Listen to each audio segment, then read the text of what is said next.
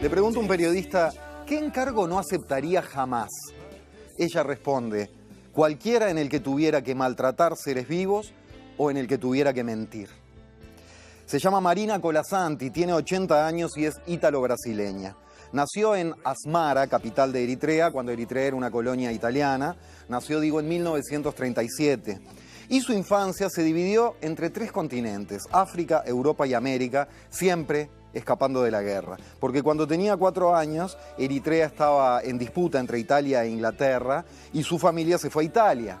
Y tiempo después planearon emigrar a Brasil. En su autobiografía de la infancia titulada Mi guerra ajena, de 2013, cuenta que un día en Italia, cuando el viaje a Brasil era una ilusión para ella y su hermano, pero demoraba en llegar, su madre les regaló a los dos una bananita para cada uno. Una banana cada uno. Eran los plátanos escasos, plátanos como le dicen en el español neutro internacional, escasos y caros en la época, pero ahí consiguió 2 la madre y se los dio. Los niños saborearon mientras comían la banana la promesa de un viaje hacia un país pacífico y soñaban con monos y con selvas. Marina Colasanti llegó finalmente a Brasil cuando tenía 10 años de edad. En Río de Janeiro estudiaría más adelante Bellas Artes y haría toda su carrera, o sus carreras si cabe, porque es escritora, periodista y traductora, además de ilustradora.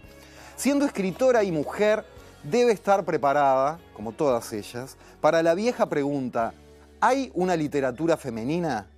Veamos a Marina Colasanti respondiéndola en CESC TV, canal cultural de San Pablo. El programa se llama Superlibris. Então, a pergunta está envelhecida, mas a resposta está rejuvenescida, né? Porque há um tempo atrás se dizia não, há uma literatura só, não se deve diferenciar, não é? Hoje já se aceita que homem e mulher pensam de um jeito diferente e assim talvez escrevam diferente também.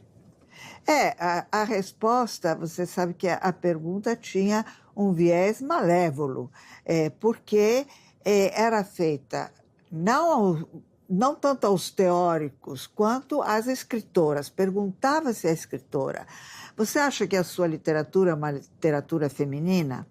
Se ela dissesse sim, ela ia para o chiqueirinho dos menos importantes. Uma vez que ela queria ir com a pulseirinha colorida para o chiqueirinho VIP, ou seja, a grande literatura, ela respondia que não. Não há uma literatura feminina. Quando o autor escreve, ele é qualquer coisa que ele queira exprimir. Sim, ele é qualquer coisa que ele queira exprimir, mas ele não exprime da mesma maneira que o outro gênero.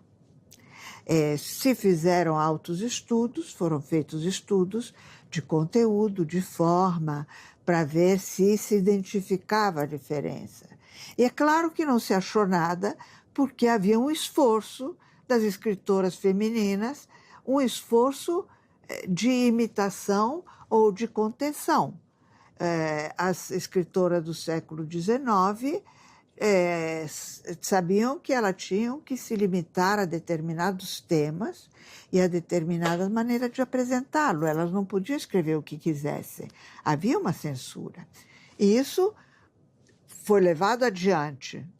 Então, durante muito tempo, as mulheres fizeram uma literatura imitatória da grande literatura. Eu acho que hoje isso começa já a sumir. No Brasil, desaparece grandemente com Clarice Lispector, que não há dúvida que é uma literatura de mulher. Aquilo não poderia ter sido escrito por um homem. Y sobre su propia obra, o mejor aún sobre las intenciones de su literatura, dice la escritora, quiero darle al lector de cualquier edad palabras frescas como si fueran nuevas, puestas una al lado de la otra para crear alguna sorpresa, para establecer una vibración vital. Quiero un lenguaje palpitante como una vena. Marina Colasanti amó la lectura desde muy pequeña y de grande puesta a escribir publicó más de 60 obras para adultos y niños. Varios de esos libros, como mencionábamos de pasadita recién, tienen ilustraciones hechas por ella misma. Por sus historias infantiles ha recibido numerosos premios, tanto en Brasil como en el extranjero. Su marido es Afonso Romano de Santana, también escritor y periodista. Ella lo valora como un verdadero compañero de ruta con quien comparte a fondo grandes ideas y sentimientos. Quiero decir, sentimientos e ideas que son verdaderamente importantes. Sobre la diferencia entre realidad y ficción, Marina alguna vez preguntó: ¿qué es lo real? ¿Quién mide lo fantástico? ¿No es mágico también transformarse de bebé a mujer? Sobre llegar a los 80 años, hablando de transformaciones y paso del tiempo, habla ahora en una entrevista de Editorial Global realizada en 2017, justamente cuando estaba a punto de cumplir los 80.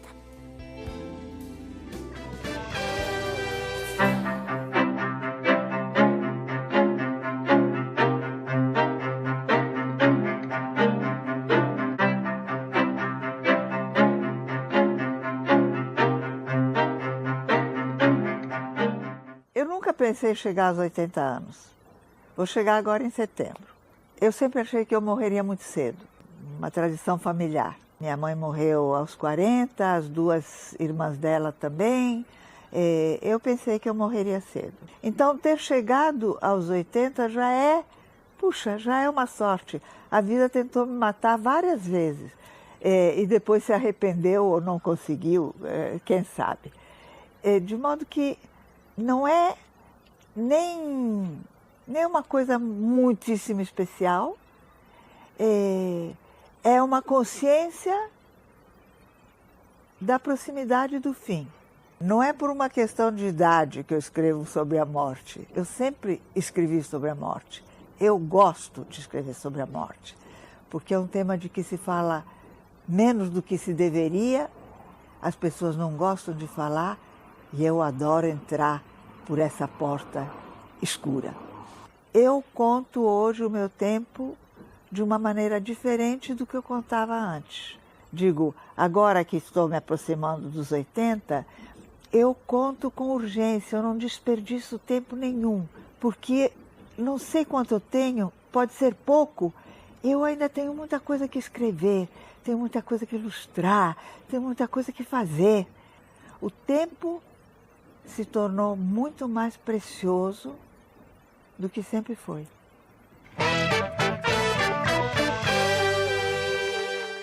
Colasanti escribió alrededor de 120 cuentos de hadas. Alrededor de 120. O es muy laboriosa o tiene la varita mágica. El primero de ellos lo escribió siendo periodista y la historia es muy curiosa. Tenía un espacio para rellenar en el diario, no sabía con qué. Dijo, bueno, agarro La Bella Durmiente, lo rompo todo el cuento, lo desordeno y genero un espacio interactivo para que lo ordenen los niños. Se sentó a escribir eso y terminó escribiendo un cuento completamente diferente que se tituló 7 años y 7 más. Hace poco le preguntaron, después de tanto cuento de hada que escribió, si seguía creyendo en las hadas. Y Marina contestó, nunca he creído en las hadas, ni trabajo con ellas. Creo en símbolos. El cuento que compartiremos ahora está en el libro 12 Reyes y la muchacha en el laberinto del viento, de 1982. Noelia Campo interpreta en vivo La moza tejedora, de Marina Colasanti.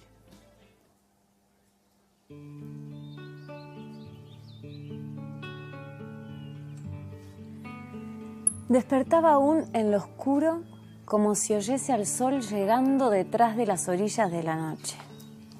Y luego se sentaba en el telar. Hebra clara para comenzar el día. Delicado trazo de luz que iba pasando entre los hilos extendidos, mientras allá afuera la claridad de la mañana dibujaba el horizonte. Después lanas vivas, calientes, lanas se iban tejiendo hora a hora en largo tapiz que nunca acababa. Si era fuerte por demás el sol y en el jardín colgaban los pétalos, la joven colocaba en la lanzadera gruesos hilos cenicientos del algodón más felpudo. En breve, en la penumbra traída por las nubes, escogía un hilo de plata que en puntos largos rebordaba sobre el tejido. Leve, la lluvia acudía a saludarla en la ventana. Pero si durante muchos días el viento y el frío peleaban con las hojas y espantaban a los pájaros, le bastaba a la joven tejer con sus bellos hilos dorados para que el sol volviese a calmar la naturaleza. Así, tirando la lanzadera de un lado para otro y batiendo los grandes dientes del telar para el frente y hacia atrás, la muchacha pasaba sus días. Nada le faltaba.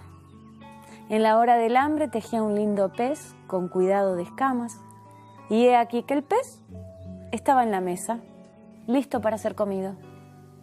Si la sed venía, suave era la lana color de leche que mezclaba en el tapiz. Y a la noche, después de lanzar su hilo de oscuridad, dormía tranquila. Tejer era todo lo que hacía. Tejer era todo lo que quería hacer. Pero tejiendo y tejiendo, ella misma trajo el tiempo en que se sintió sola. Y por primera vez pensó, qué bueno sería tener un marido al lado. No esperó al día siguiente. Con el primor de quien intenta una cosa nunca conocida, comenzó a intercalar en el tapiz las lanas y los colores que le darían compañía.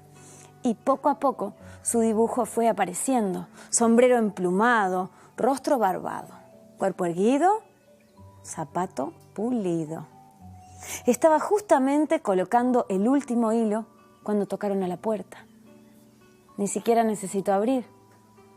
El hombre puso la mano en el pomo, se quitó el sombrero de plumas y fue entrando en su vida. Aquella noche, recostada sobre el hombro de él, la joven pensó en los lindos hijos que tejería para aumentar todavía más su felicidad. Y feliz fue por algún tiempo. Pero si el hombre había pensado en hijos, luego los olvidó. Descubierto el poder del telar, en nada más pensó, a no ser en las cosas todas que él podía darle. Una casa mejor es necesaria, le dijo a la mujer, y parecía justo, ahora que eran dos. Exigió que escogiese las más bellas lanas de color de ladrillo, hilos verdes para los batientes y prisa para que la casa aconteciese. Pero lista la casa, ya no le pareció suficiente. ¿Por qué tener casa si podemos tener palacio?, preguntó. Sin querer respuesta, inmediatamente ordenó que fuese la piedra con remates de plata. Días y días, semanas y meses, la muchacha trabajó tejiendo techos y puertas y patios y escaleras y salas y pozos. La nieve caía allá afuera y ella no tenía tiempo de llamar al sol. La noche llegaba y ella no tenía tiempo para rematar el día. Tejía y entristecía, mientras sin parar batían los dientes acompañando el ritmo de la lanzadera. Al final, el palacio quedó concluido. Y entre tantos lugares, el marido escogió para ella y su telar el cuarto más alto de la más alta torre. Es para que nadie sepa del tapiz, dijo. Y antes de cerrar la puerta con llave advirtió: faltan las caballerizas y no olvides los caballos. Sin descanso tejía la joven los caprichos del marido, llenando el palacio de lujo, los cofres de monedas, las salas de criados. Tejer era todo lo que hacía. Tejer era todo lo que quería hacer. Y tejiendo, ella misma trajo el tiempo en que su tristeza le pareció mayor que el palacio con todos sus tesoros. Y por primera vez pensó: qué bueno sería estar sola de nuevo. Solo esperó anochecer. Se levantó mientras el marido dormía soñando nuevas exigencias y descalza para no hacer ruido, subió la larga escalera de la torre y se sentó en el telar. Esta vez no necesitó escoger ningún hilo. Tomó la lanzadera al contrario y lanzándola veloz de un lado al otro comenzó a deshacer su tejido. Destejió los caballos, los carruajes, las caballerizas, los jardines. Después desbarató los criados y el palacio y todas las maravillas que contenía. Y nuevamente se vio en su casa pequeña y sonrió hacia el jardín, más allá de la ventana. La noche acababa cuando el marido, extrañando la cama dura, despertó y espantado miró en derredor. No tuvo tiempo de levantarse. Ella ya deshacía el diseño oscuro de los zapatos y él vio sus pies desapareciendo, esfumándose las piernas. Rápida a la nada se subió por el cuerpo, tomó el pecho erguido, el emplumado sombrero. Entonces, como si oyese la llegada del sol, la moza escogió una hebra clara y fue pasándola lentamente entre los hilos, delicado trazo de luz que la mañana repitió en la línea del horizonte.